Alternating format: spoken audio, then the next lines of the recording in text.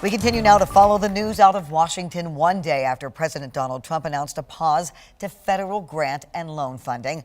Within the last hour, we've learned a federal judge temporarily blocked that action from taking effect late this afternoon. What happens is still unclear, but we do know local organizations that rely on federal funding are still very worried. 13 on Your Side political reporter Josh Alberta spoke with people across the area to find out what their concerns are. We are scared too.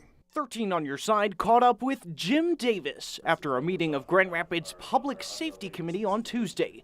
But David also serves as the Vice President of Business Development for Family Promise of West Michigan, working with children experiencing homelessness. We work with them to prevent that homelessness episode, to divert them from a shelter scenario. We take care of them with emergency services in those family shelters. We help with eviction prevention, permanent housing, and we even do home ownership. But now he's concerned their efforts are in danger, following reports of a memo sent by President Donald Trump's Office of Management and Budget, which, according to ABC News, ordered federal agencies to, as much as they could under law, pause federal assistance deemed potentially out of line with recent executive orders. A significant part of our budget comes to us from the federal government. And if that's all on pause and our organization doesn't get that, the services that we're used to giving on a daily basis, 24 hours a day, to all of the kids who don't know where they're going to sleep that night, that gets put on pause. Here in Grand Rapids, the 2024 city budget included millions of dollars in federal grants.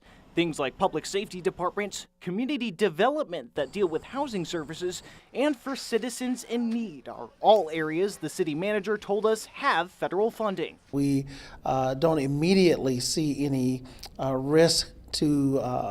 imminent risk to city services, but long term, it may have an impact, and that is very, very concerning. One legal expert also concerned over the wording of that order to pause, citing a 1974 congressional act requiring the president to provide lawmakers with a warning before deferring budget authority. Congress came up with a process saying you can't do this. If you want to rescind, it means you don't want to spend the money at all. You have to first give us notice.